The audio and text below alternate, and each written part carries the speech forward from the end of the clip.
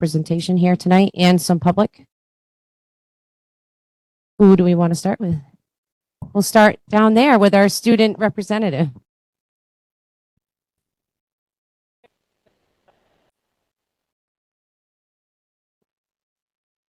I am Hunter Emerson, and I am the student representative of Pembroke Academy. Good evening. I'm Derek Hamilton, headmaster at Pembroke Academy. Hi, everyone. I'm Katie Gagny. I'm the principal at Three River School. Hi, I'm Sharon Eaton. I'm a school board member here in Pembroke. Gene Gauss, school board member. Gavin Gray from Wadley Star and Peters, attorney for the school district. Melanie Camello, chair of the Pembroke School Board. Jess Bickford, superintendent Pembroke.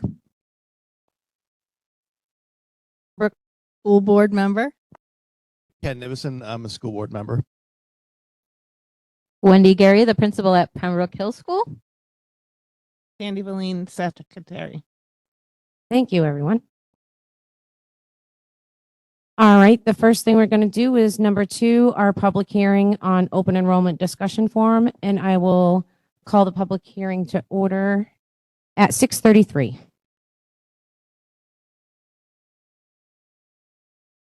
Turn it over to Superintendent Bickford. You want to start? Okay. All right. Welcome, everybody. A lot of familiar faces here, which is really awesome, and a lot of friends from other towns, which is really good. So maybe you can bring back some of this information to your own town. Over on your left is going to be the live presentation up on the screen. There's printouts of the presentation over on that bench when you first walked in.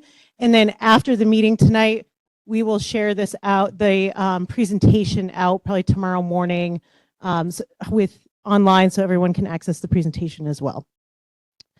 All right, so we're going to start. We are here to talk about open enrollment. The school board is holding a special school district meeting on January 27th for a town vote on whether the school or the district, the public will approve Pembroke schools to become an open enrollment school for next school year. Work? Oh yeah, okay. All right, so the agenda for the slides tonight, we're going to go over the proposed warrant article. What is open enrollment? Why open enrollment?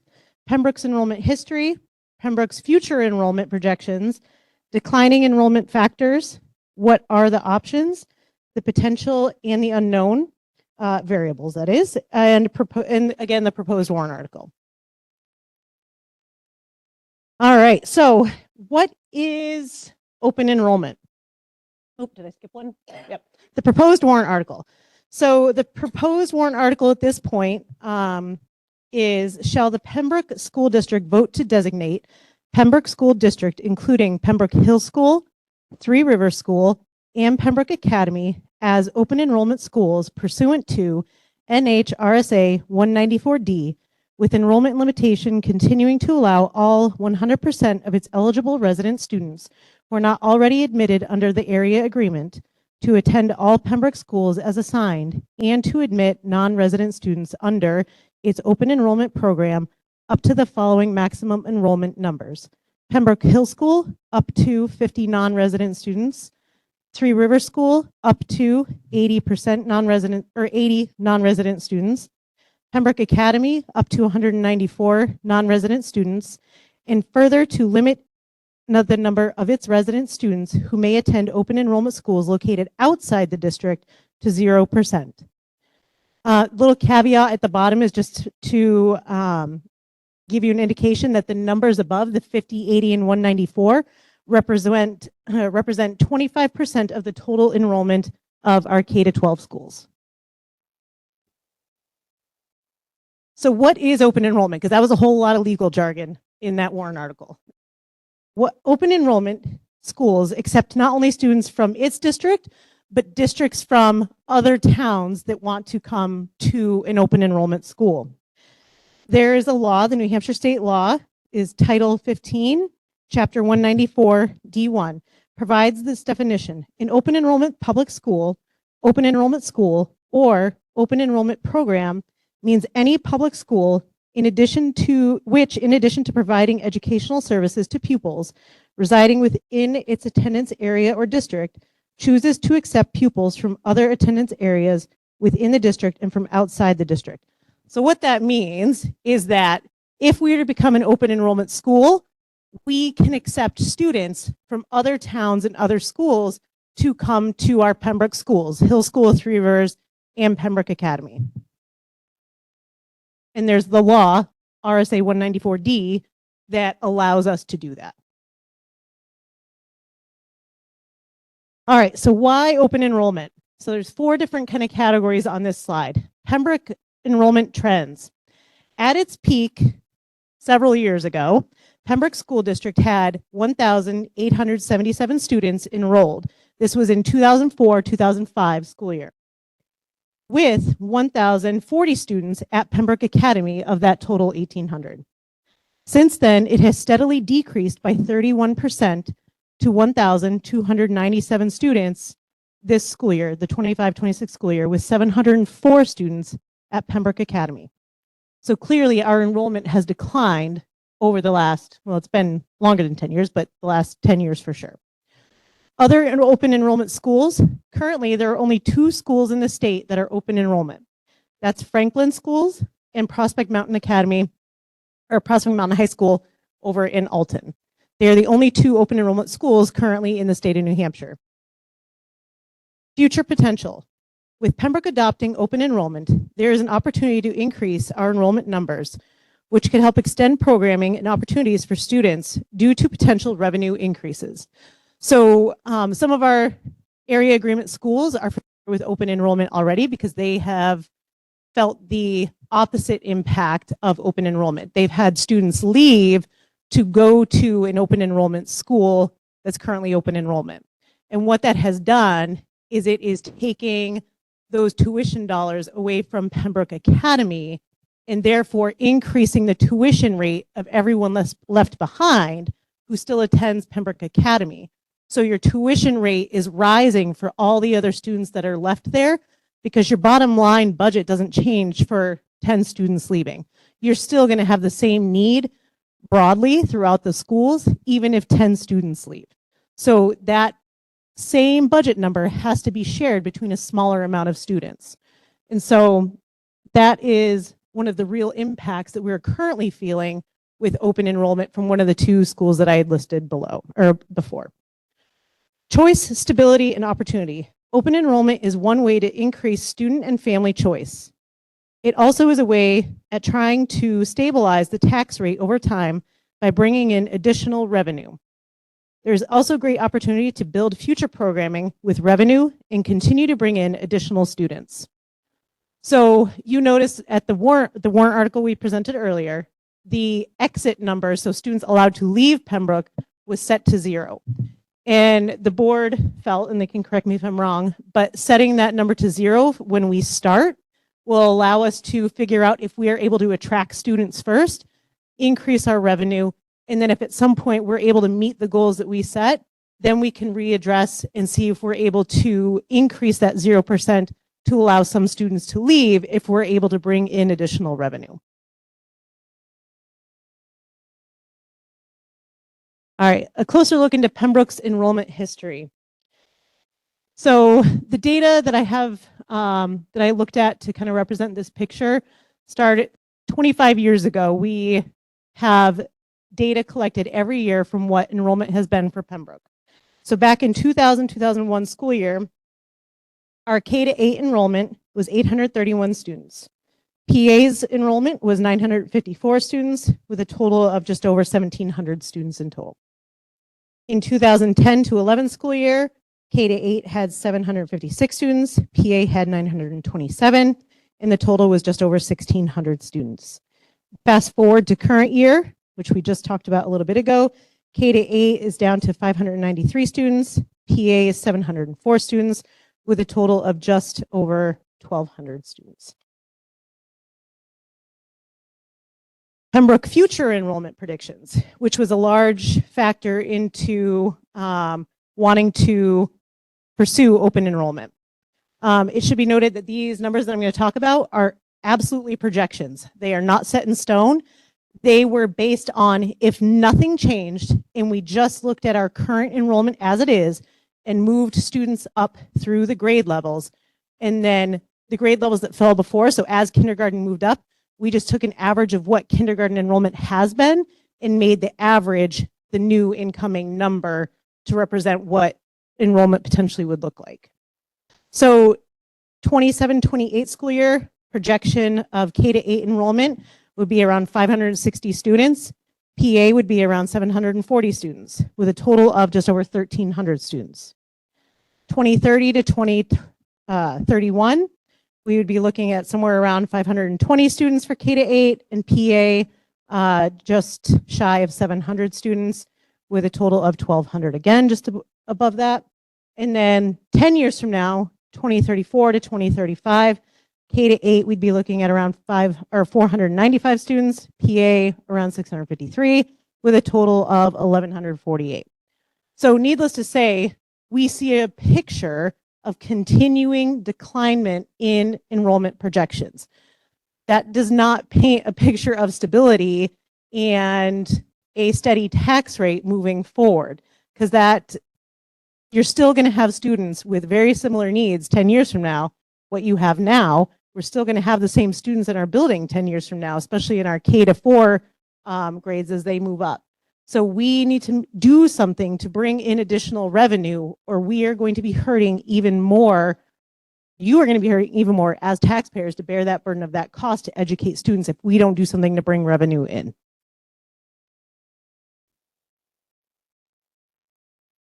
All right, declining enrollment factors. So some of the factors that we've identified that have to do or that influence declining enrollment, and this certainly is not all of them, but this is some of the key factors that we've identified, is that there's an increase in charter schools. So parental choice of schools, that's something that New Hampshire values, and that is something that we're feeling a real effect from, is that there's an increase in charter schools and an increase in parents who are selecting charter schools who can specialize in certain types of programming or curriculum or offer a smaller setting. There's an increase in private school offerings or parents taking up the ability to use private schools or enroll in private schools. Home educated students, we're seeing an increase in home educated students as well. Online schools, there's several online schools available that not only from New Hampshire, but countrywide, there's online programming that students can access. Other open enrollment schools, we're feeling the impact of that currently with some students from our own area agreement who their parents have chosen to have their students go to an open enrollment school. So what are the options? So three kind of general options really exist at this point. We can stay the same, which we know what that looks like. We're currently doing it. We will continue to see increasing costs with little to no additional revenue because costs are always going to increase. Food is increasing. Salaries are going to increase with collective bargaining agreements. Health insurance increases. We're already seeing those things. Number two, we can wait and see what the Concord legislature does. Several potential bills that involve open enrollment are on the docket this year, or maybe we can wait for them to restructure taxes or the funding structure for New Hampshire. But I don't know about you, but I don't feel like waiting for a Concord legislature to fix our problems because it's probably not going to happen. Sorry, Peter. Number three, adopt open enrollment now. This will give us additional time to properly plan how to implement and not scramble and be productive about planning for Pembroke's future. So if Concord were to pass legislation to force open enrollment, we certainly could wait for that to happen, but A, it's not a guarantee, and B, we would like to get ahead of that and have additional time to plan how we're going to allow students to enroll, how we're going to have an application process, how that's going to impact our teachers, our current culture climate, our current students. Any additional time we can give to our community to plan for this, the better off we're going to be. So the potential and the unknown. So some potential things that can happen and some unknown factors that we just aren't realized yet. The potential. This is an opportunity to support what we already know. that Pembroke provides a quality education and that bringing in additional students will help to improve educational opportunities for students and help protect the taxpayers of our town by bringing in additional revenue. Based on survey results from this fall that some of you may have seen if you have young children in our districts, the top interest for future programming for students included: number 1 was agriculture and forestry courses. Number 2 was technology courses. Number 3 was health industry courses. Number 4 was first aid course. And number 5 was driver's ed course. So these are opportunities that our families say that they want for their children that we currently are not able to provide because those would be additional costs. If we bring in additional revenue, we now have an opportunity to expand some of our programming and offer these types of courses and programs for future students, which will in turn continue to bring in additional students who want to access these kind of programs in the future. The unknown. If open enrollment is approved, there will need to be a significant amount of work done to plan for allowing open enrollments, the application process, and a gradual approach to getting to the 25% capacity that's listed in that warrant article. We're certainly not suggesting that next year we automatically allow the full 25% of students to come in, because we're not prepared for that. But we want to be able to allow up to that amount of students over time, and then the board will reevaluate those limits year after year and increase with consultation with the EAP, with educators, with students, with community, when we feel like we can bump those numbers up. We don't know how this will impact class sizes. We do have school board policy that dictates what our class sizes are. But if we are successful and able to bring in more students, we want to make sure that we are honoring what the school board has already considered best practice and best case scenario for our students. So we may have to hire additional teachers, but if we're bringing in additional revenue, we have money to offset that cost of bringing in additional teachers. We don't want to overburden our current classes that may already be close to full. How will this impact culture and climate? That's an unknown. We have no idea how this will impact culture and climate. But at any given moment, we don't know how any student moving into our Pembroke schools will impact our culture and climate. That could happen regardless. How will we attract students? That'll have to be a big consideration that we look into, will be how we're recruiting students to come to Pembroke so that we can increase our revenue long run.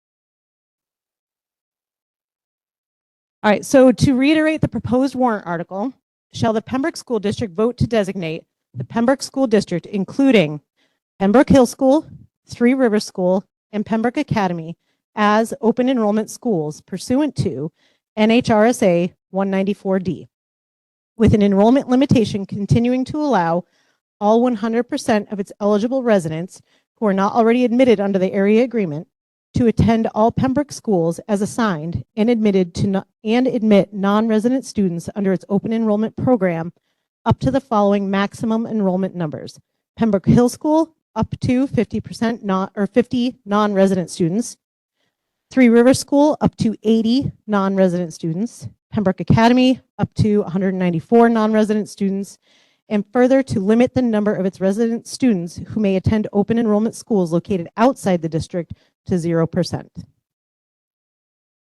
Before we open up for comment, did I miss anything that the board wants to hop in on and make sure we address?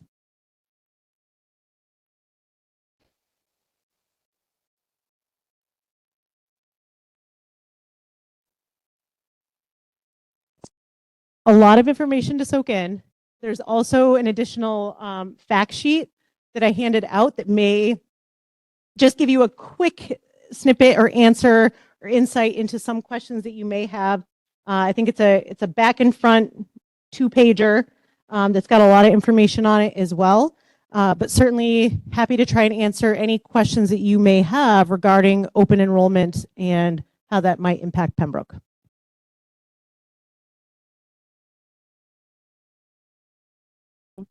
Go ahead. Yeah, can you please state your name in town? I think it's on.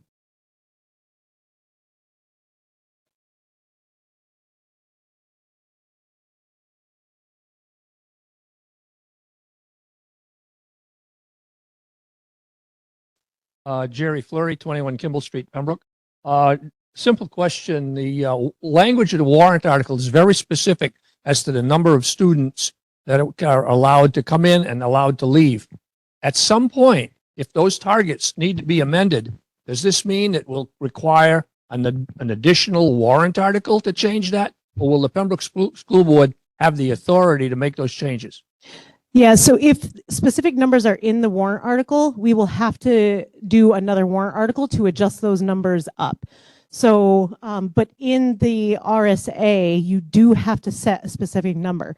We could, you could set it up to 100% and then dictate, how many are going to come and go, and that would be the board's purview. So once a warrant article gets approved, then the board can make determinations that would allow up to whatever amount is listed in the warrant. Go ahead.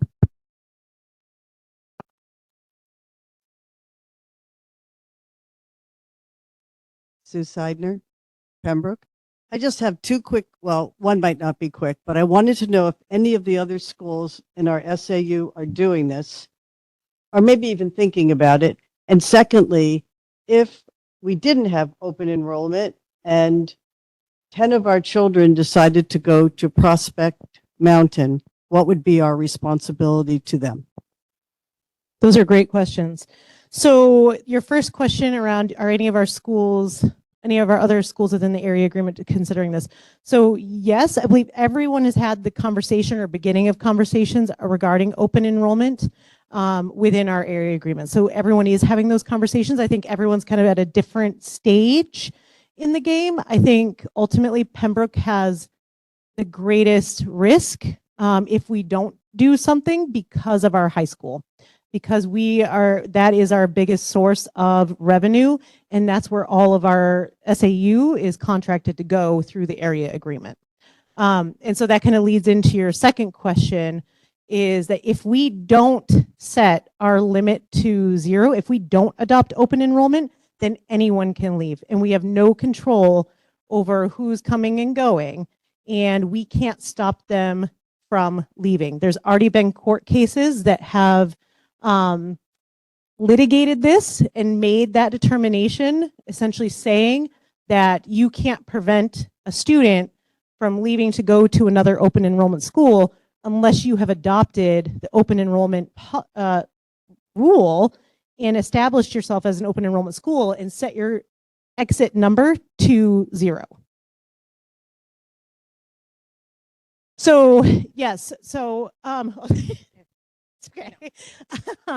So yeah, so if a Pembroke student leaves here and goes to Prospect Mountain, we are required to pay 80% of our tuition rate to Prospect Mountain. So if a Prospect Mountain student comes here, they are required to pay 80% of their tuition rate to send to Pembroke Academy School, or one of our others, Arcade or Three River School. One of the things that I think might work in Pembroke's benefit in particular is that we have a relatively low tuition rate compared to other schools in our area.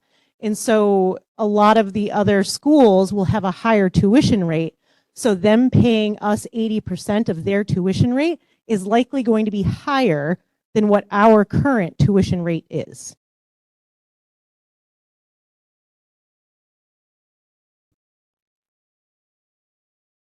I think, Sue Whitbeck, Pembroke Street. I think I'm not real clear on we say nobody can leave. I know you said it's been in the courts, but has anyone challenged that particular part of the situation? And what happened? It failed.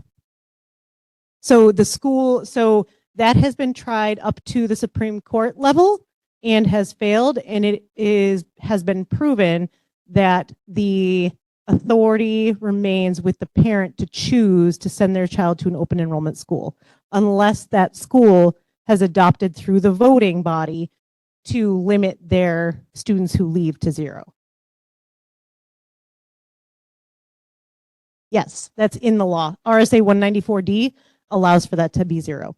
Currently, there is legislation that is currently at the state level that may change that And we'll deal with that if that's the case. And that just means we're going to have to work harder to bring students in. And that will just be a reality of that situation. But right now, while we have the time, we can set our limit to 0 leave. And there's still option for parents. Like, we still have policies in place that if there is a detrimental experience happening for a student, they can still apply for a hardship or a best interest change in placement to go to a different public school. So there are still processes in place for parents and students that this can't work for them.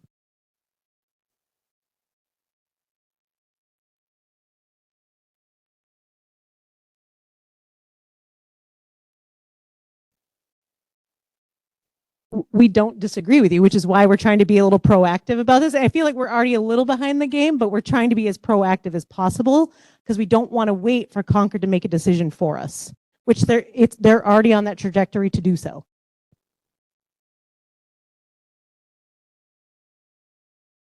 There's also other schools that are currently doing the same thing we're doing here tonight. They're just a little bit farther behind us. Cindy Thorell, Pembroke. So my question is, I recall in the past where, we budgeted, and then in the fall, we had kids that were coming here, changed their mind, and we ended up having like $1 million deficit because of that. So my question is about open enrollment.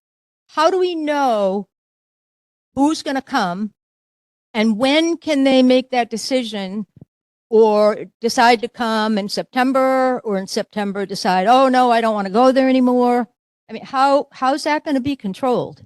That's a really great question. And I think that's one of the pieces that falls in that unknown category yet, but that's going to be part of our application process that we set forward and that the board will move forward with, is that we will have to set timelines for application deadlines, change deadlines. So currently, some of the other high schools that we work with, like Concord, Co-Brown through Deerfield School, they have agreements with them. They put in stipulations that a student must make a change by the second semester, or you get billed for the full year's tuition. So there's things we can do and put in place to give us the best protection to prevent significant issues with planning for tuition and budgeting.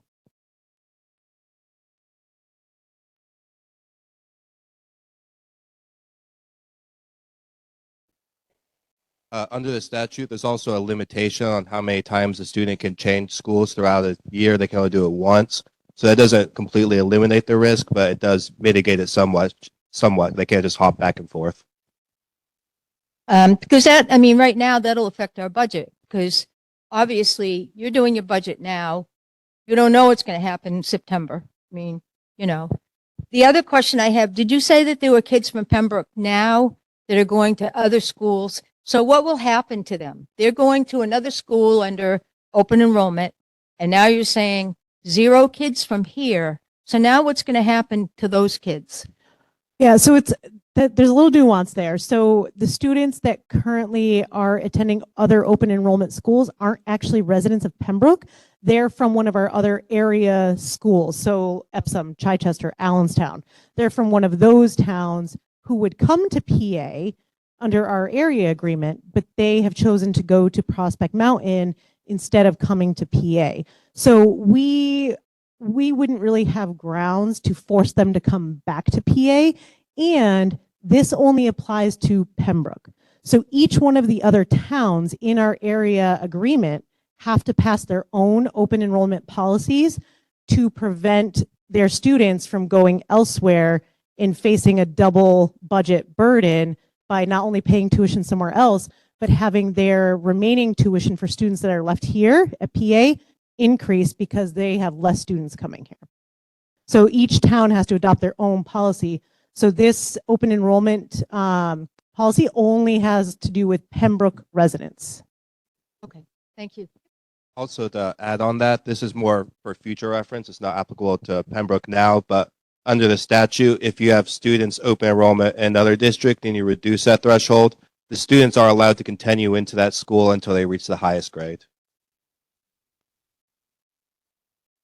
Gordon Ellis, Epsom resident. I like the idea, but what are we going to do? Change the culture to have people want to come, right? This all sounds great, but if we don't do something to make people want to come, right? They're not going to come. Right now, we got Deerfield, students are allowed to come here. Hooksett, students allowed to come here. Now, if we picked up 25% of Deerfield and Hooksett, we'd come a long ways, but we need to do something to attract the students. I'm working on that. Yeah. So I agree with you. And we've had those conversations. That has been a part of our conversation, is that we have not done enough historically to attract students here. And this is one step that we feel is in the right direction to start that progress forward, because we had gotten some interest surveys back from families within our districts saying what they want for their kids. And we have an obligation now to really consider those options for our families and kids and start building those programs in. But this is only the beginning part of that. It's going to be a multi-year process to do that. And there are several different things that we're considering doing that. But I 100% agree with you. It's really going to have to be a shift in practice to attracting and recruiting kids, along with continuing what we're already doing and providing the high quality education that we do provide for our kids currently. So you got space in here, right, where nothing's going to happen with the new programs. I don't see anybody coming here for driver ed or first aid. I mean, most of those things are fluff. But so you got a space in here where it's like, well, maybe somebody will come, maybe somebody won't, but we need to have something, and I'm not the person to tell you what it is, but you have to have something to attract students before you get those new programs. Gary Seidner, Pembroke. I've been here, lived in this town for 40 years, and if we are an open enrollment school, historically our boys basketball team has been very good. Can we then go out and actively recruit kids for the basketball team in open enrollment or any other sports teams? That's a dangerous question. The ultimate answer is no. Because of rules at the state with sports, we can't recruit based on sports currently at the state. We can't do that. It may change our sports dynamic if students come here and choose to play a sport. That's fine, but we can't actively recruit them to play a specific sport from another school. Derek knows a lot about that. He can hop in if he wants to add anything. Can I just chime in really quick? I just wanted to answer Gordon's question about, yes, we have a lot of work to do to market ourselves, and that's totally different for a school, but I do believe we have a lot to offer here at Pembroke Academy that is not well known, and we need to push that out. We have our greenhouse. We have amazing sports teams. We have advanced classes, AP classes. You can make college credit in high school. We have an amazing music department, theater department, foreign language. We have them here. We just need to think about not just being a school and a school board and push that out to the public so students want to come here. And just to follow up on that, we'll recall that in our next budget, we are redesignating a current position in the SAU for the purposes of doing that work more in a more centralized, directed way, so that the public gets a regular kind of feed from our schools as to not just what's going on, but what we have to offer. So it's thinking forward about a kind of a PR marketing strategy, which we haven't had to think about before, but we're starting to think in that direction now. Go ahead, sorry. Lisa Darrington, I live in Pembroke. I've got two questions. One is just kind of a basic question. What is the current classroom cap? Just out of curiosity, is it like 20 students, 25? It depends on grade level. So different grade levels have different caps. And it's quite different when you get up to the high school, because there's a lot of electives involved, credits involved. So it's a whole different beast up at the high school. But in our policy, I think it's IIL or ILL, does lay out what the board has approved and set for those class limits. And it does specifically say, you know, kindergarten is this cap, first grade's this cap, and goes up to grade levels. I think Carrie's trying to pull it up now so we give you exact numbers. You said you have another question? Yes, I do. You want to go to that and then we'll. Sure. Yeah, I appreciate it. So the other question I have is, you've laid out some unknowns for open enrollment. Do you know of any, just like off the top of your head, do you know of any cons? So lots of pros. Are there any known downsides to having open enrollment? I think the biggest known downside that I can think of is the unknowns. Because we don't know those things, we don't know how it's going to impact students. We don't know how it's going to impact our teachers. I'm an eternal optimist, so it's hard for me to let the cons weigh me down. But I do appreciate the concern about those things, but we really don't know how it's going to impact. And the schools that are currently open enrollment schools haven't enrolled enough students, I don't think, to see what the cons might be. I think they have enrolled several students, but they haven't enrolled droves of students. And so we don't know what some of those negative consequences are going to be yet. We can only kind of predict based on what we know about kids and behaviors and all those things that we already know. Those might amplify, right? And I think that's a really valid concern, especially for our teachers, is that, what if one student moves in and totally dysregulates a classroom? That's a real concern, and that is something that we're really going to have to talk about, because we also don't want to discriminate against students coming into our buildings either. So it is a fine line and a dance we're going to have to dance around that application process, who we enroll, who we accept, and all those things. But I think that's the biggest downside is the unknowns. We have. It's okay. I found it. Don't worry. So currently the school board policy is grades K through 4. The recommended is 17 students. 5 through 8 is 18. And then grades 9 through 12, we have it set at 20, but they max out at 25. And I just thought of one more question, if I may. Okay.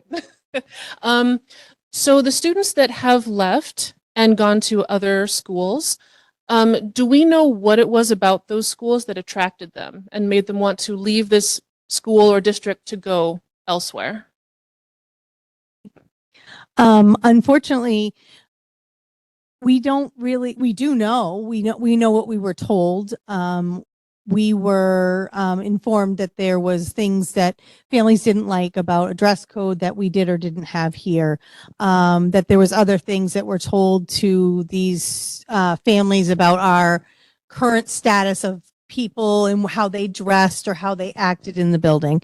We were also told that some of these children play sports, but coming here, they may not be able to make the team, or they may make the team but not have playing time, where Prospect Mountain or wherever told them, well, you're going to be a starter. You're going to come to us and you're going to be a starter. So, and then of course, siblings then followed those children. So it's been kind of a ongoing. It's been, yeah. And a couple have come back. So can't be all that great there. Thank you very much. Easy now, Carrie. Don't throw too much shade. Rein it in again. Rosemary Michaud, Pembroke. 2 questions. One that with open enrollment, we could get a lot more special ed students, correct? So That is a possibility, yes. that revenue is not going to offset the cost of a special ed student. So under current statute, under current rule, how that lays out is that any special education costs is the responsibility of the resident district. So Pembroke wouldn't bear the burden of that cost. We would be billing the other, wherever they came from, that district's school district for special education services. They'd be paying for that if they were in their own school district anyway. And this, so they remain what's called LEA responsibilities, local education agency. They remain those responsibilities and they have to be involved in the special education process and they're financially responsible for that. Okay, thank you. And listening to the programs that you listed that people wanted, and then if we have more students come open enrollment, we're going to have larger class sizes, then we might have to get more staff and things. As a taxpayer, I'm wondering how this is going to help the tax rate. Is it, I mean, are we going to stay the same high tax rate that we are? We're going to go higher, or is it going to come down? I know there are unknowns, but I'm looking at what's my tax bill going to look like? Ready to answer? Can I jump in? Yeah, you can go ahead. So, Go ahead. hear that entirely, right? That was a big part of our conversation.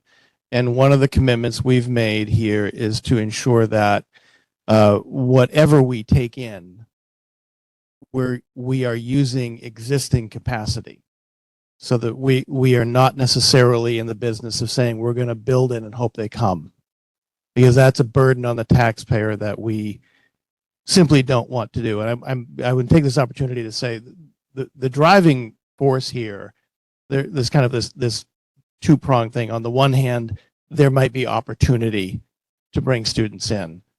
That's behind a little bit of what's going on here.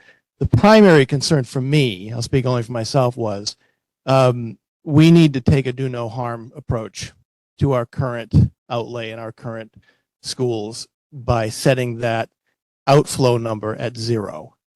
Because when those students leave, that puts us in a situation of seeing potentially the tax dollars that have been allocated by this town to these schools going out of this town, which is something that I have serious problems with, given everything that we've gone through. So in order to do that, we then also have to entertain the opportunity of allowing more students in. I don't relish the prospect of taking some of the school students. None of us do. But these are the rules that we've been given.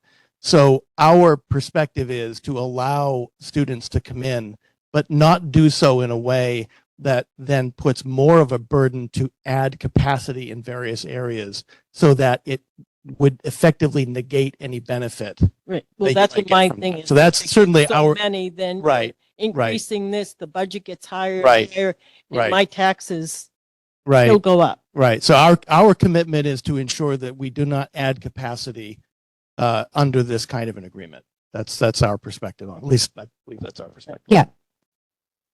Back it up. Correct.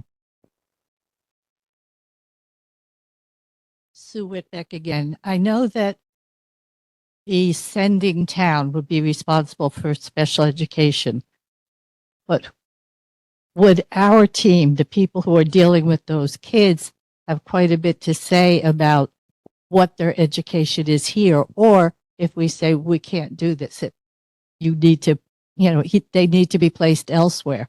Who gets to say what happens in that case?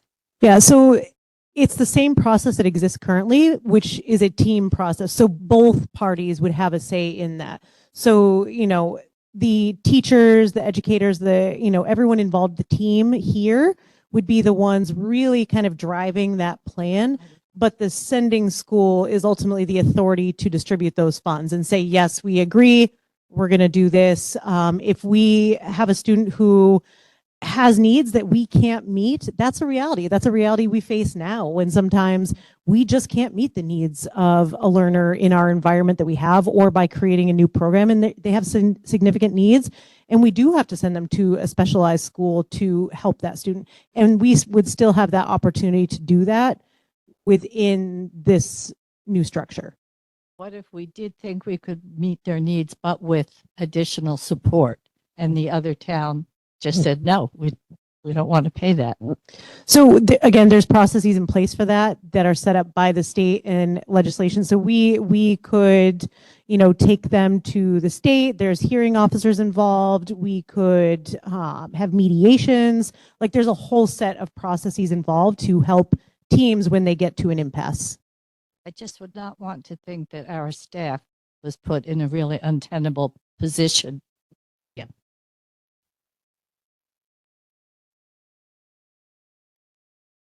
Evening, Mariana Beer on North Pembroke Road. My question is maybe for Gavin. Do you see any, let's say the warrant article passes, do you see any legal challenges that may arise from it passing? Challenges. The main issue is not necessarily issue, just thing to keep in mind is that there's multiple pending bills in the legislature that could cause either nullify that warrant article or force the plans to be amended. It's just something to keep an eye on. Nothing that anyone here can, no crystal ball to really, tell whether or not that's going to happen. But in terms of legal challenges, no.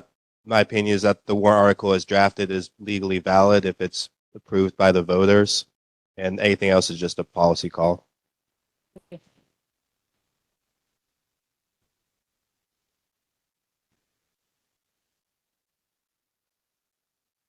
Hi, my name is Ryan. I live on Nadine Road. I just wanted to first say thank you for the work that you did on this. I think we all look at it and our eyes kind of glaze over a little bit. So, one thought I have about it is this is just a comment, I'm not sure if people will like the 0%. I think people won't like being told no. So I'm not sure if you even changed it to 1%. Maybe it would be I'm sure you've had those conversations, but there's probably some people out there. I think the thing to consider is when we say 1%, we take 1% of 1,200 kids. You're looking at 12 kids, right? Oh, 1%. I heard percent. I'm sorry. One person. Oh, 1%. maybe that's different. But then how do you pick that one kid? Who gets that, right? Like, how do you cherry pick a student to say, oh, you're allowed to have it, but nobody else can? So I said percent. Oh, you did say percent. Oh, see, you had me question myself, Tom. So 1%. So that's 12 kids, right? When you take our tuition, say $18,000 times it by 12, where are we at now? That's a lot of dollars that we're sending out of our district that is going to land directly on the taxpayers' shoulders. And so to start, when we had this conversation, actually I forced them to have that conversation, was that, do we set a percent of students that are allowed to leave? And everyone, and you can hop in, didn't feel that it would be responsible of us to do yet. If we can get our feet under us and really get some good momentum with open enrollment, we certainly were willing to come back and say, all right, we're ready now. We can allow 1% of students to leave and establish a procedure for that. But we didn't think it would be financially responsible to do that yet. And I think the important thing to remember too is there is policies and stuff in place to go to administration. If it's truly not the right fit, we are not going to hold a student in our building. If it's truly not the right fit, the administration, there's processes so that they can go somewhere. But 1%, if it's 12 students, what if they all at the very beginning of this left the same month? That's huge in your budget.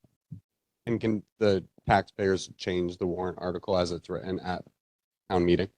Yes. Yes. Okay. My other thought is just that maybe that'd be nice to clarify for people if people do want to change it, like the tax implication of it. Because there will be a direct as we've tax seen impact. in other meetings, people just put a number out there and change things. If I could just jump in. Go ahead. This has been one of my my hobby horses. I am not comfortable, nor do I think I even have the fiduciary power as a board member to allow tax dollars that have been allocated by the voters here for these schools to leave these schools, except under the hardship, regulations, which are a case-by-case review. So my perspective is we have to set that at 0 if we're going to do anything right now, until such time as we can figure out what the future looks like. I think it would be malpractice, honestly, because the dollars don't attach to the student specifically. They attach to the district and to the school. That's what voters vote on, and they want their tax dollars here. That's what we have an obligation to do. Until the regulations change, that's kind of where we sit. That's how I see it. Yeah, it makes sense to me. I'm just thinking maybe it wouldn't 10 people. And then a few things I just wanted to point about the decreasing rate and all that. I think that I could speak for young families and moving into this town. I think a lot of young families I talk with realize that a lot of the homeowners in town are people without kids. So I think that is a factor to it. And I think that this is really complex and multifaceted, I think. And I think like things such as ADUs, things like that play a role into it because there's a lot of families that live in town that are looking to have an ADU for their family, their young family to live in, or they would live in and migrate to. So I feel like this is just very deep and complex. So I appreciate the time and energy into it. And something that I think we all could maybe acknowledge as just the difficulty maybe for young families to have 10 kids that come into Pembroke. I know for me, I just have a lot of friends that are stopping at one or two, you know, like, because they're like, I just can't do it. As just like anyone else who's on a budget, we're all on a fixed income, as everyone is. One other thing I'm wondering about attractability is I just want to acknowledge the fact for maybe boys to come into Pembroke Academy.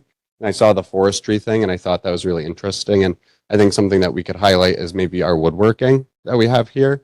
And maybe that would be a way that we could attract boys to come in here. I just think we see the top 10 people achieving great GPAs, and they're all girls, which is great. I love girls. They're great.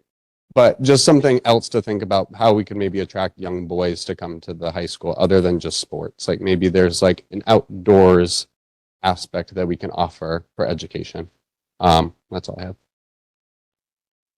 Just kind of to piggyback on what you just said, Ryan, we actually, 2 years ago,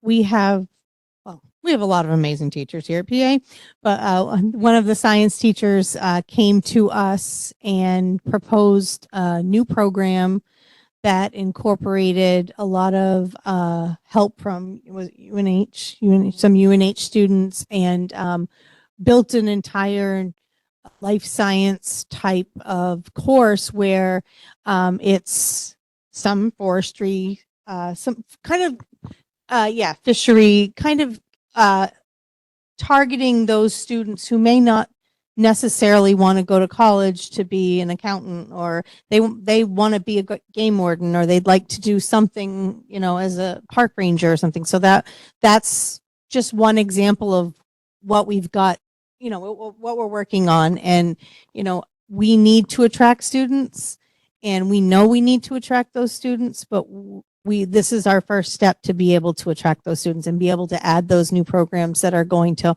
only make us the school of choice. Mark LePage. I just want to say that I very much agree with the concept of keeping Pembroke taxpayers' money in Pembroke.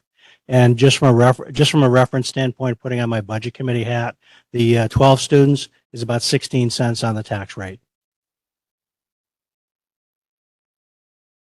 First guy. Sure. You go first. And since we've been talking about the 0% now and the students leaving, just a reminder, under the recent Supreme Court decision from I guess last year now, the appeal of Pittsfield, if you want to look it up, we can't, the district can't set a 0% rate unless they adopt open enrollment. If they don't adopt open enrollment, there's no limitation whatsoever. Sue Seidner. I just wanted to also make the point, following up on Ryan Waring, any child can look at a charter school if he's not happy here. We have EFAs now, so they have many options besides the public schools. So, no, I don't feel too bad. Adds to the complexity.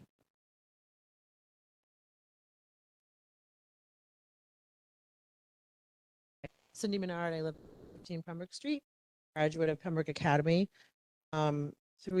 We have 3 children that went through the Pembroke school system. 2 graduated from Pembroke Academy, 1 from Bishop Brady. And I appreciate the comments made by that gentleman about some of the programs that weren't offered, that was the deciding factor for one of our children was looking for something specific in high school and we didn't offer it. That was the only reason he went to Brady. I now have grandchildren in this school, one at PA, two at PA actually, and one at Three Rivers. So I'm very proud of this school system. I always have been. Listening to this, I have a couple questions. First of all, I guess, has this been posted publicly? This presentation? The warrant article, has it been posted and met the criteria for posting before it's voted on? And when are It we will, voting? yes. Okay, when are we voting? 27th of January. 27th? Yep. So we have until next week. I think it's the 12th or 14th. I can't remember. There's a deadline we do have to post it by. Yes, that will be up. Okay, and then we're just curious, what was the school, I'm thinking you've all voted on this as a school board. What was the 5-2, like, what was your, oh, you all, was it 100%? It's unanimous. Oh, wonderful. Okay, great to hear. And then I think the challenge that I'm hearing is your strategic planning for funding this and versus being reactive to the process with, we're up, we're down. I mean, that's your challenge, what I see in this program. I'm really glad that you're offering. I think a little bit of competition is a wonderful thing. I think it gets us all to grow, and offering this environment where we're comfortable asking the very difficult questions of why are kids leaving or why do we lose kids? We always want to know why they come, but being transparent enough to say why are they leaving and what can we do about it is equally important. And I hope that we keep that in mind as we're moving forward. And then the last thing is, and I may be getting way ahead of myself, but if this does pass, the application process, I feel anyone could pull a GPA on a student. In your application process, I ask that you consider character, integrity, what kind of a person are they? Because I feel that is more of what you need to build teams and to build a successful school with students. So thank you very much.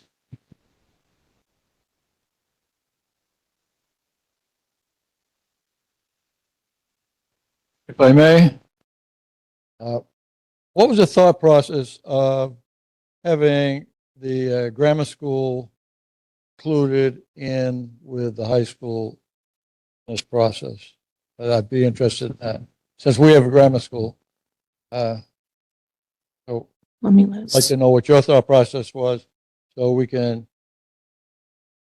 discuss it at our meetings and come up with, same conclusion, different conclusion, but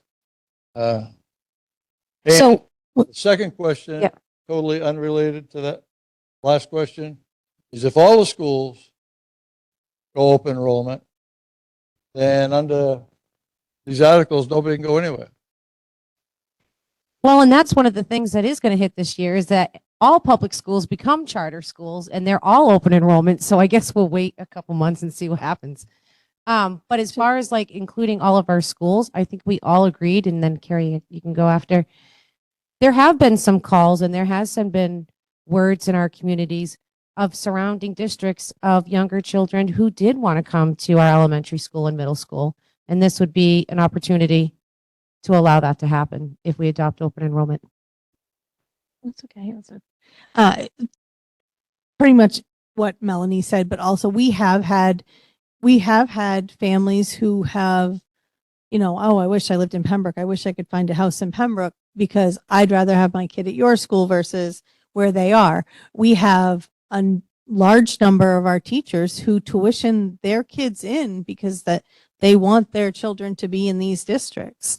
And just that we talked about it. We talked about it a lot. Do we just do PA? Do we just stick with PA and including just PA and not add TRS or not add the Hill School? But we've had families reaching out about attending the middle school instead of instead of going to Allenstown. Can they come to our middle school? So we've had that interest. So that's why we decided we might as well, include all three schools because we have that opportunity. I'm going to add a little bit more. So I think another factor that came into play is the pride factor. I think we, as a board, I think this board is very proud of our schools. And what better statement to make to say that we think we're the best, to say that we want to offer this to other kids and have them come to us. I think another piece of it is that I think it's a little strategic, right? Because that the law, RSA 194D, does not delineate that open enrollment is only for high school. And we already felt the negative impact of not being prepared to counter and be able to defend ourselves and keep our students and lose them to another open enrollment school at the high school level. So this is another proactive measure to be able to protect our taxpayers and say that, you know, even though maybe nobody else has adopted K-8 open enrollment yet, we're going to do it. We're going to put ourselves out there to protect our taxpayer base so that we don't lose students to other schools and have to pay tuition plus a higher amount for our kids that are left in those buildings. So I think there was a little bit of strategy in that as well. So Darrington, again, I do like the idea of opening it up to K-8 as well. Just seems like a nice idea. I do have a couple other questions.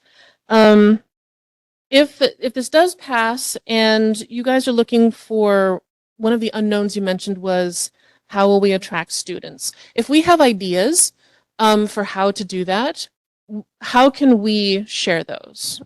Just email me. Email me at jbickford@sau53.org. Glad to take those recommendations. I've met with several different community members, budget committee members, anybody who's willing to share their expertise, ideas. I'm happy to spend the time to meet with them to talk through those things because it might be something that we haven't thought of yet. Or you can email any one of the board members and they will pass that along as well. Is there a place during the school board meetings every other week where we can share those, or is email the best? Absolutely. We have, as I mentioned last night, we have public comment at the beginning and at the end of the meeting. So at any point during those time frames, if you stand up, you have something you want to share with us, please. We welcome all ideas. Okay. Yeah, because I do like his idea. Excuse me, sorry. I like his idea of like how we can attract boys to the school, you know, offering classes that they're particularly interested in. So yeah, I like that. And I've got some ideas as well. My other question was, it's a little off topic, I think. But at last night's meeting, you guys mentioned that as you met in your groups, one of the topics was focusing heavily on the K-4 school and like putting a lot of focus on that more so than has been in the past. I'm interested in hearing, and like probably not tonight, but at some point I'm interested in hearing about ideas that you guys have for that. Just, yeah, out of curiosity, what will that entail? You know, where focus is going to be, that type of thing.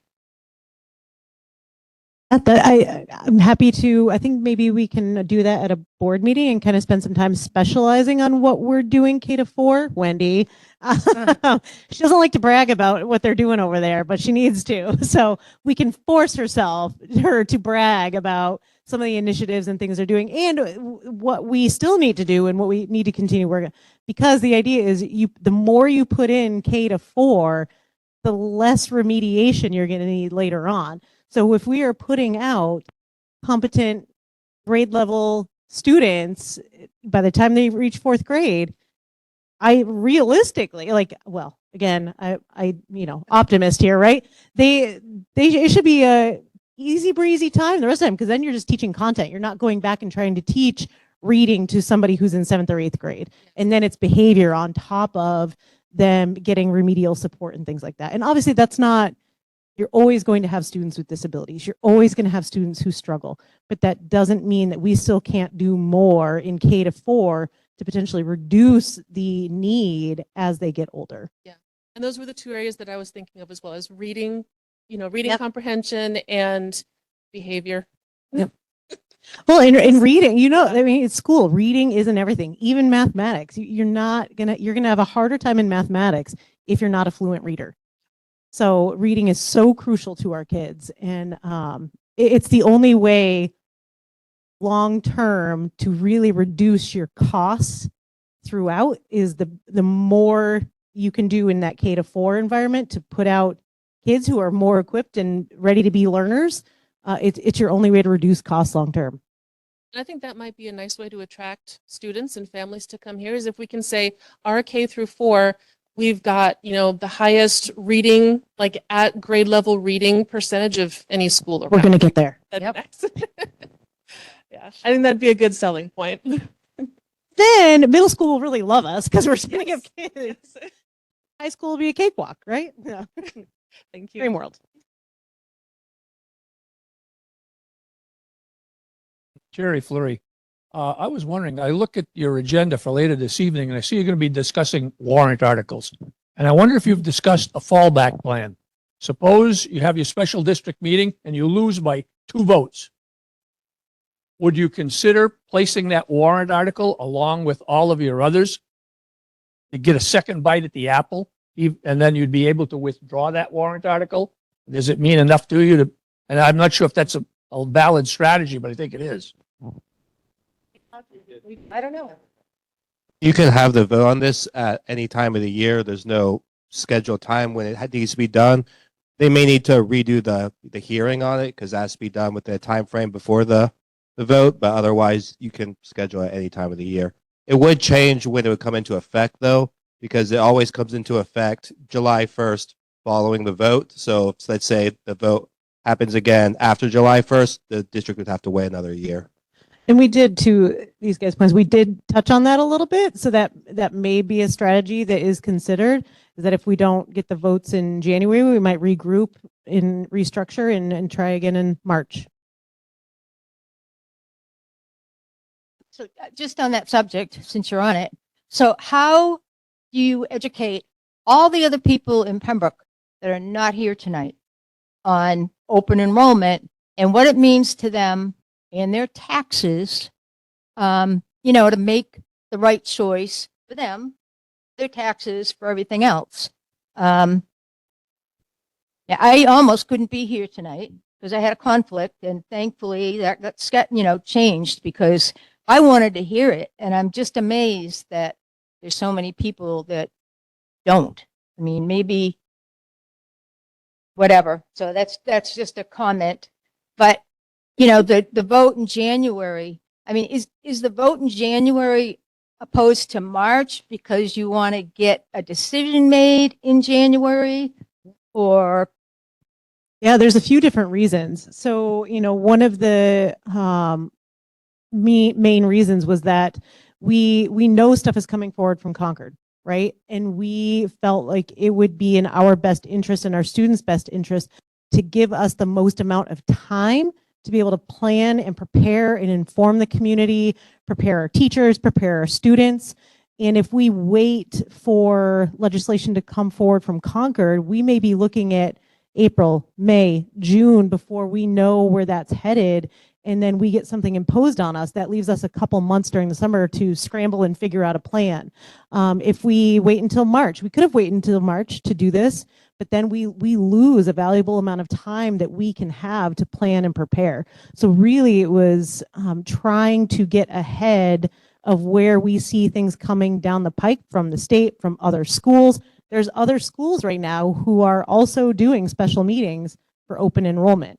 And I think we're just trying to be ahead of everyone else so that we can set our things before other towns too. So, and I got the email, but is that a vote in person? I mean, a meeting, or is it the town votes, by ballot?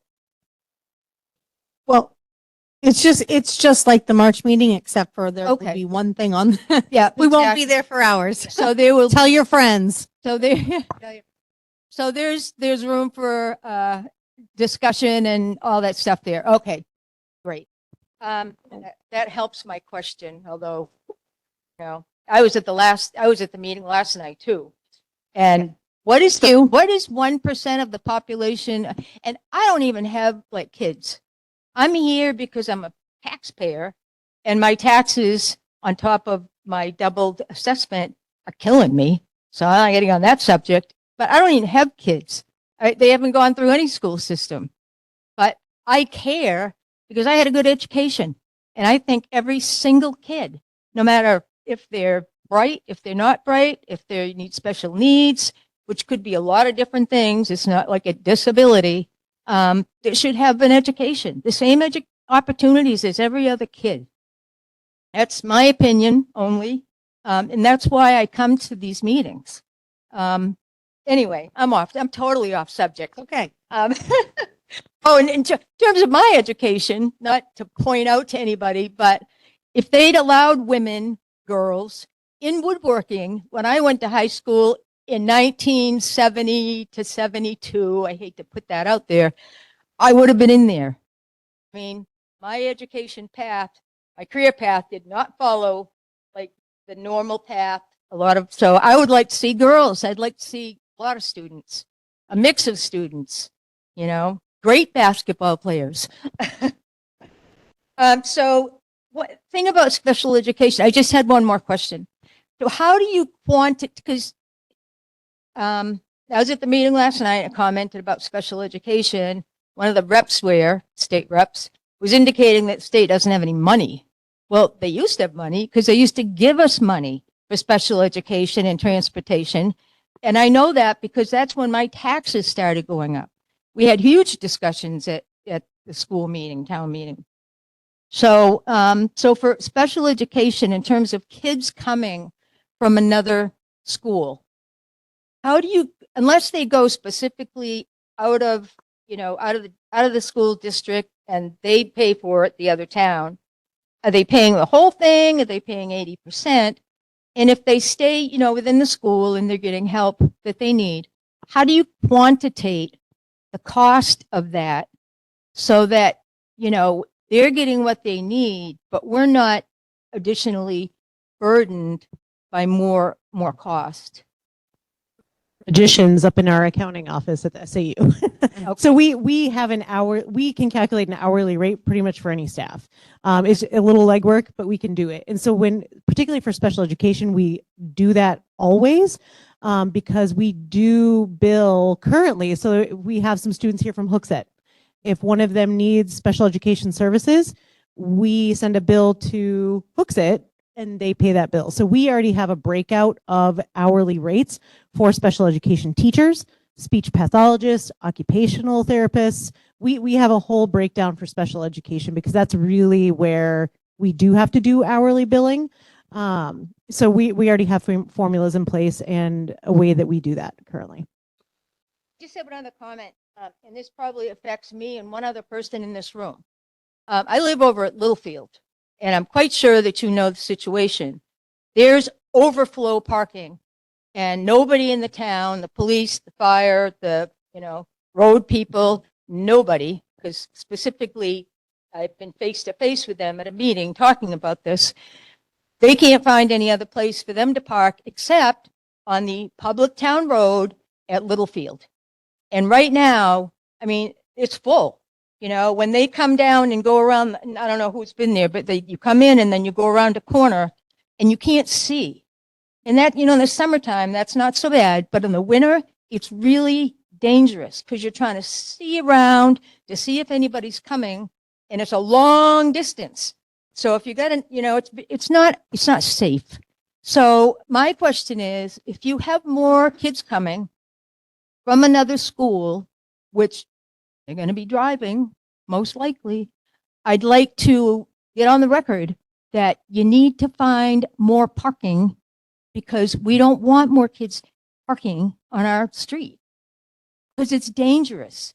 I mean, it's not like, I'm upset because the kids are parking there, but it's been like 3 or 4 years, I think. And we've been really patient and we can't put no parking signs up because that affects our residents. Right? I mean, we can't park out there. There's a house next to our property if they want to donate. Yeah. Not And quite turn it into sure. parking. I made an kidding, I'm offer. teasing. I made an offer, but it was a little bit under what she was looking for. Well, they were parking somewhere else and they put up no parking signs restrictions. Well, we don't want to do that. We're all adults. We live there. We pay taxes. Yeah. So No, that's parking just is a something to valid consider. concern for sure. And thank you. I made note of that so yes. that we can talk about that. Only probably two people in this room care probably. Cindy, before you sit down, I just want to say, I appreciate you. I remember you came last year at the budget meeting and you asked the same questions and you shared your story about, your career path. I appreciate you being here. And that is one of the things that we're trying so hard to do, is to get more people to come, because I've always said this for years and years. I've said an informed voter is better than someone who just looks at a number and says, nope, I'm not voting for that. If you know what's behind the number, if you know what's behind the plan, I feel like you're better educated. So tell your friends, please, everybody that's here, tell one person, tell 5 people.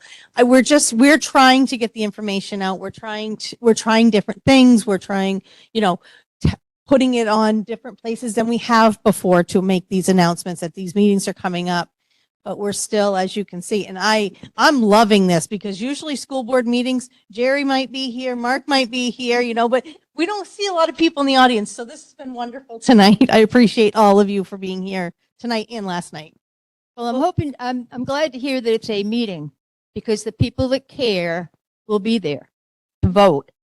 Hopefully I will. I'm having some surgery. I'll try to get across the street. So, but I'm glad it's that, and not just people voting, coming in and doing a ballot vote, because if they don't understand it, I didn't understand it until I came tonight. That's why I'm here. I care about my taxes. So, and the kids, I do. You do too. Thank you. I just want to take a moment to remind people that this meeting is being recorded. So you can then let your neighbors know, let your community members know. They can go back and watch this so that they can get this information. They can hear the questions that you're asking and the answers that we're providing. So that information will be accessible on the SAU website. I was wondering really quick, the principals of the schools, do you guys or do any of your teachers have any reservations about the schools becoming open enrollment? I'd kind of like to hear from the principals. Yeah, we did. We met as a staff before kind of all this comes out. We're to kind of just chat through it. What Jess has done that I really appreciate is she's put all those out there. So we talked about class sizes. We talked about, the things that people worry about, class sizes. How is that going to impact, students that are coming in? What are their needs? Can we meet them? How does it impact the culture of our building, of our classrooms? The job that they do every day it's very intense. It's an emotional one. It's a physical one. And we want to make sure that we're able to support everybody through that. So that was kind of some of the concerns that we had right away. And then are kind of just seeing where that takes it. I think we've been appreciative that it's an ongoing conversation and that we would get feedback from them. So those were kind of our biggest concerns that came out of it when we talked as a staff.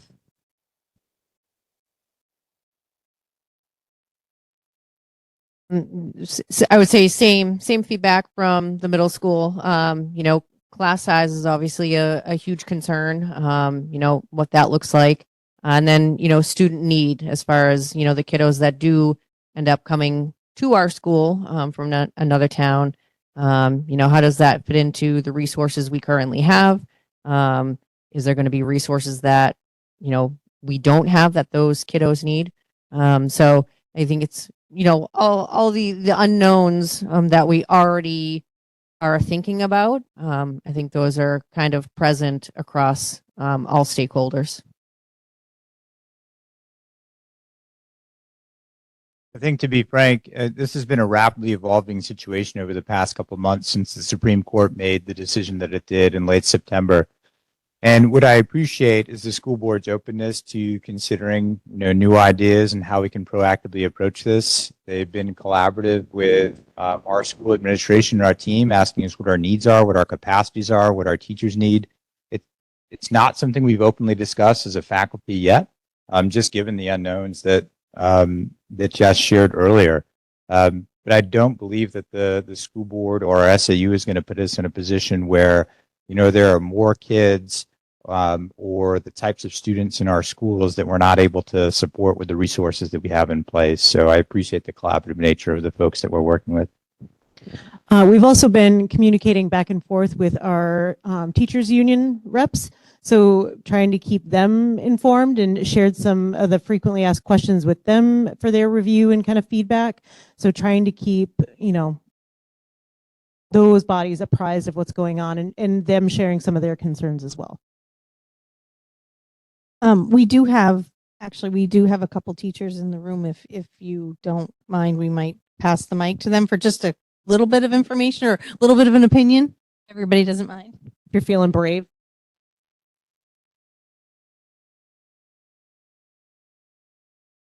Kristen Doyle, Center Road. So I'm this is my 13th year at Pembroke Academy, and I'm also a Pembroke resident and I'm a Pembroke parent. So I have a daughter at the academy, and then I have boys at Three Rivers School. So as a Pembroke Academy teacher, I've had informal conversations with other PA teachers, and interestingly, what has come up more often than even kind of how this affects our classroom is athletics. And it's funny, Gary has now left, but questions about, oh, is this, speaking with the football coach, oh, maybe I'm going to get some new bigger kids in the building and maybe they'll come and play football for us. But we've talked a little bit about class size and how this might affect our class sizes. But we've also talked about what other courses might we be able to offer if we have a larger amount of students in the building. What could that look like? What other course offerings could we have? So we have not, as Mr. Hamilton said, had a conversation as a staff yet, but we have had some informal conversations, and I have not had anyone approach me yet and say that they have grave concerns about how this would affect the academy. I was going to get up and speak, so can I say something else before you? Yeah. As a taxpayer, I had the same concerns that Mr. Nivison has of my tax dollars that we have appropriated for our school district flying off and going to Concord School District or to Bow or to somewhere else. As someone who's been in public education for 25 years in the state of New Hampshire, I worked in a socioeconomically disadvantaged high school before I came to Pembroke Academy. I still have friends.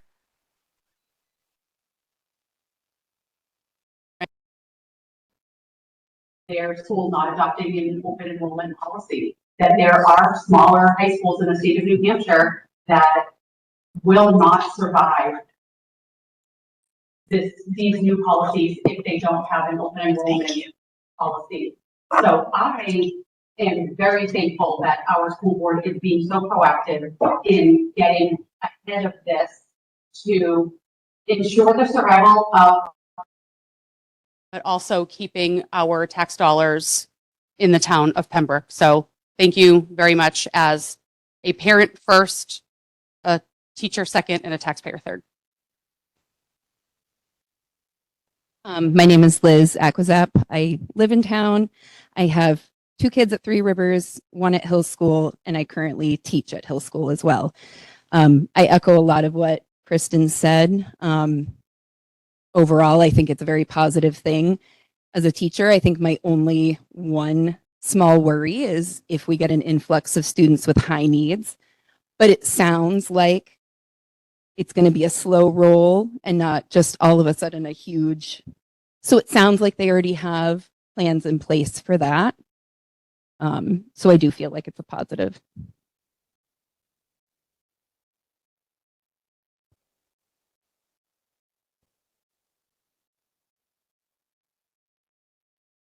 My turn. It's on, right? Okay, my name is Peter Mahegan. I've taught under every single one of these faces except for Marston. Tom was the superintendent, but everybody else was a headmaster here, and I've worked under them. The one that's missing, Bobby Dorff, she's the one that hired me. And so that makes since 1987 that I've been part of this school. And we removed all 8 of Mahegan children from this school because we cut music K to 12.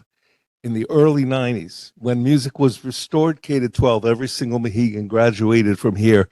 And Kristen's one of the reasons why, and the colleagues in the school are the reasons why we keep coming back. I want to just give, if I can, just a little bit of history. There was a time where I was doing the morning announcements at this school, and one of the kids adopted this catchphrase, PA quality. And PA quality had all of the allure of made in China, sold in Walmart. And then something happened that year that we were talking about PA quality.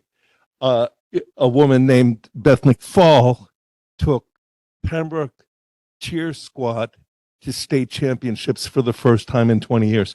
And it changed Pembroke Academy 100%. Everything changed here so that everybody adopted the phrase PA quality, and it meant better than anybody else. We were so attractive. There was a time, and Jerry can correct me, but there was a time when we were attracting so many kids from Hooksett that we were actually doing pretty well as a district in terms of finances. And something happened. Let me say what happened over time. Controversies and faulty planning. But we became news in the state because of contract things and stuff like that. We started talking badly about one another, and folks in the state that considered coming to Pembroke, our friends in Deerfield and Hooksett, stopped coming. And that was because we stopped talking about what's really happening here. There is a quality in Pembroke. I said it last night too. There's a quality in Pembroke Academy that would preclude Mohegan sending his kids to any other school. What they got here was more than just an education. The relationship that Reardon was really involved in starting it. The relationship that's enforced here by the leadership in this school gives kids a place where they sense that they're safer than anywhere else and better equipped than anywhere else. And when that news gets out, more of the families will know Pembroke is a rock solid place. The world doesn't look solid at all, and everybody is looking for solid. And 38 years qualifies me to say this is the safest, most solid offering the state of New Hampshire has. And there was just a poll that came out, I think it was New Hampshire Journal, of all the high schools in the state. Pembroke Academy, I think, was 26th. Under St. Paul's School in Exeter, we're there on that list. So we rate and we rock, and PA rocks. And that is what's going to bring people here and attract people here when they see a world champion robotics class. They're going to want to come here. And PA has that. We had second to none theater for years and years, and this Friday it's going to happen again. That's going to draw people. And we got to remember that because we really have a product that we're not afraid to sell.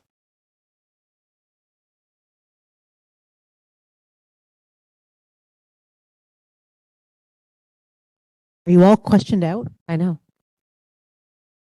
Anyone else? No? Okay. Yeah, we can. Go ahead. 5. Go ahead. You going to say it? I don't know. Yeah. Go ahead. Move to put us into recess for a period of 5 minutes for recreational purposes. Okay. And then we'll return. Conversation. Is there a second? Is there a second? That was a motion, so. All those in favor say aye. Aye. Aye. Right. We will when we come back. Yeah.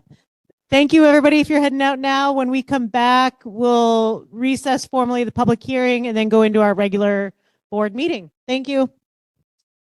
Motion to and seconded to close. Well, it's the same time. Let's say 8:11. Close the public hearing. All those in favor say aye. Aye. Opposed? Nay. Okay. Aye. Sharon, you're okay coming back? Closing the public hearing. Okay. Thank you.